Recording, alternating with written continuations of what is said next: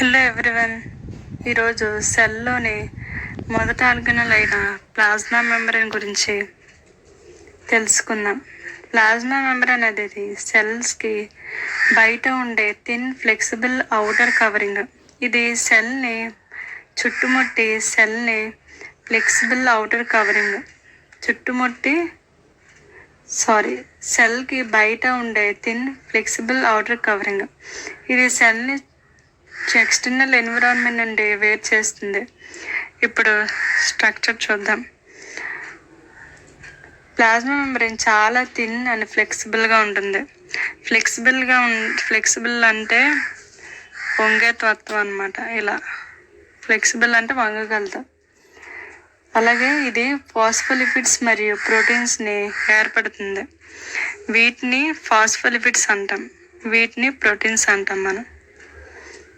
అలాగే ఇది selectively permeable అంటే అవసరమైన వాటిని మాత్రమే లోపలికి అనుమతిస్తుంది.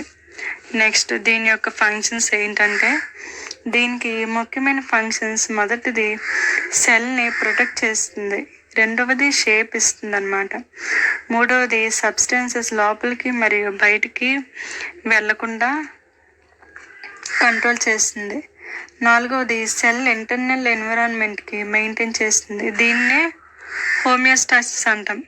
హోమియోస్టాసిస్ అంటే స్టేబుల్ ఎన్విరాన్మెంట్, అంటే సెల్లోని వాటర్, సాల్ట్స్ అంటే అదర్ సబ్స్టెన్సెస్ సమతుల్యంగా ఉండేటట్టు చేస్తుంది. ఇంకా నెక్స్ట్ న్యూక్లియస్ గురించి తెలుసుకుందాం. న్యూక్లియస్ అనేది సెల్ యొక్క కంట్రోల్ సెంటర్. ఇందులో జెనెటిక్ మెటీరియల్ అయిన DNA ఉంటుంది. ఏంటి ఫ్రెండ్స్,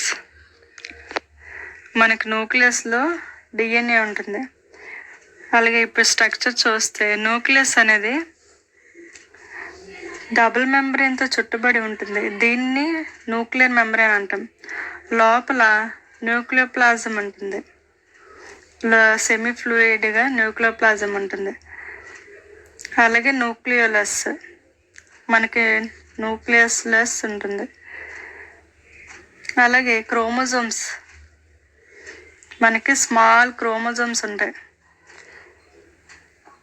ఈ క్రోమోజోమ్స్లో అంటే DNA కూడా ఇందులోనే ఉంటుంది. స్మాల్ గ్రాన్యూల్స్ ఉంటాయి, ఇవి క్రోమోజోమ్స్.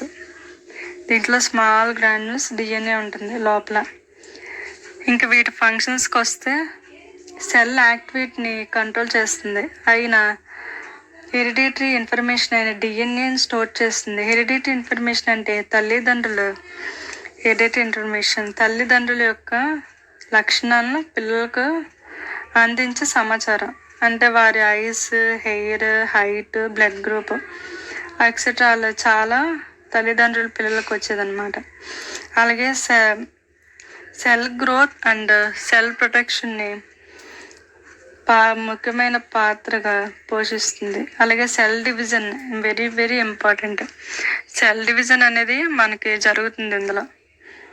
నెక్స్ట్ ప్రోటీన్ సింథసిస్ని కూడా కంట్రోల్ చేస్తుంది. Last one mitochondria. సెల్కి ఎనర్జీ ఇచ్చే ఆర్గనల్ ఏంటో తెలుసా? అదే మైటోకాండ్రియా డబుల్ మెంబ్రేన్ ఆర్గనల్. దీనికి power house of the cell అంటారు. అందుకంటే ఇది ATP ఎనర్జీని ప్రొడ్యూస్ చేస్తుంది. అలా దీని స్ట్రక్చర్స్ ఏంటంటే, మైటోకాండ్రియాకి ఔటర్ మెంబ్రేన్ మరియు ఇన్నర్ మెంబ్రేన్ ఉంటాయి. ఇన్నర్ మెంబ్రేన్ మడతపడి క్రిస్టియాని ఏర్పరుస్తుంది.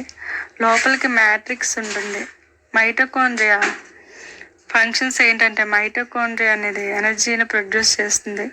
అలాగే సెల్యులర్ రెస్పిరేషన్ జరిగే ప్రధాన స్థలం ఇదే. సెల్ యాక్టివిటీస్ అన్నిటికీ అవసరమైన ఎనర్జీని సప్లై చేస్తుంది. అంతే, ఇది మీరు నోట్స్లో కూడా యూజ్ చేసుకోవచ్చు.